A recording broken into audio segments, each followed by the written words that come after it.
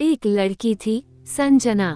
बहुत ही खूबसूरत। जितनी वह सुंदर थी उतनी ही ईमानदार। न किसी से झूठ बोलना, न फालतू की बातें करना, बस अपने काम से काम। संजना की क्लास में एक लड़का था जो मन ही मन उससे बहुत प्यार करता था। नाम था उसका संजय। लड़का अक्सर उसके छोटे मोटे काम कर दिया करता था। बदले में जब लड़की मुस्कुराकर थैंक यू कहती तो लड़के की खुशी की सीमा नहीं रहती। एक बार की बात है, संजय और संजना साथ साथ घर जा रहे थे, तभी जोरदार बारिश होने लगी। दोनों ने एक पेड़ के नीचे शरण ली।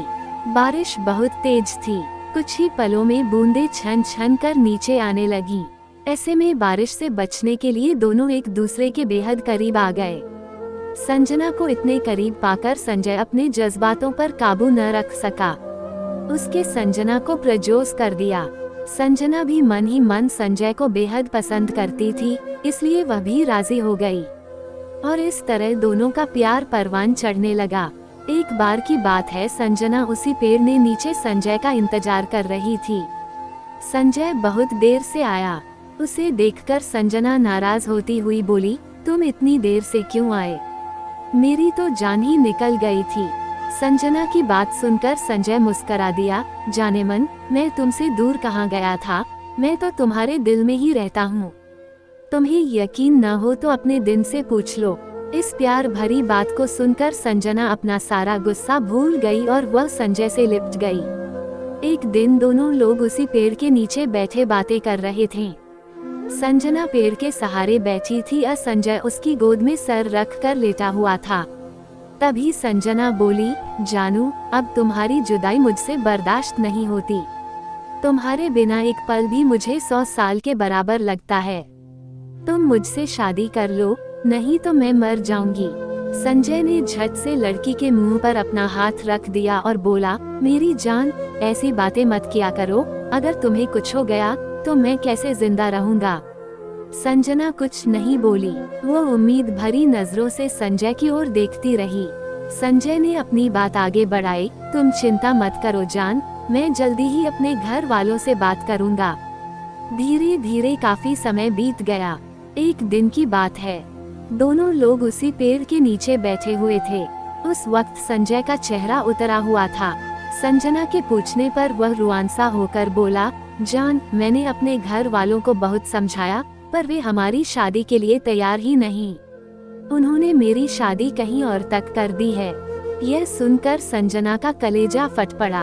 उसका मन हुआ कि वह जोर जोर से रोए, लेकिन उसने अपने जज्बात पर काबू पा लिया और बोली, जानू, मैं तुमसे सच्चा प्यार किया है, मैं तुम्हें कभी भुला नहीं सकती। प्लीज मुझे माफ कर देना। संजय धीरे से बोला, वैसे अगर तुम चाहो तो हम लोग हमेशा अच्छे दोस्त रह सकते हैं। संजना यह सुनकर जार जार रोने लगी। संजय ने उसे बहुत समझाया, पर संजना चाहकर भी अपने आप पर काबू नहीं कर पाई और वह रोते हुए अपने घर को चली गई। देखते ही देखते संजय की शादी का दिन आ गया। उसे यकीन था कि उसकी शादी में संजना जरूर आएगी, पर ऐसा नहीं हुआ।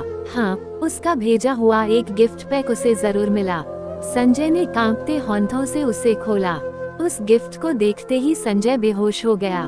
गिफ्ट पैक में और कुछ नहीं, खून से लथपथ संजना का दिल रखा हुआ था और साथ ही में थी एक चिट्ठी जिसमें लिखा हुआ था, अरे पागल, अपना दिल तो लेते जा, वरना अपनी पत्नी को क्या देगा। दोस्तों, किसी के लिए मोहब्बत टाइम पास होती है और किसी के लिए जिंदगी से बढ़कर। इसलिए अगर किसी से मोहब्बत करना तो उसे ताउम्र निभाना, वरना क्या पता आपका हाल भी संजय जैसा हो जाए, जो उस दिन के बाद न तो जी सका और न ही मर सका। उसकी सारी जिंदगी पछतावे की एक दर्द भरी दास्तान बनकर रह गई। ये लव स्टोरी भी आपको पसंद आएंगी। अंधा प्रेम एक सच्ची प्रेम कहानी, उसकी वह दीवानगी एक शानदार कहानी, दिल को छू लेने वाली sad love story, speed heart touching sad love story, I miss him, teacher और स्टूडेंट की लव स्टोरी, प्रेम को प्रगाढ़ बनाने का तरीका, प्रेरक कथा।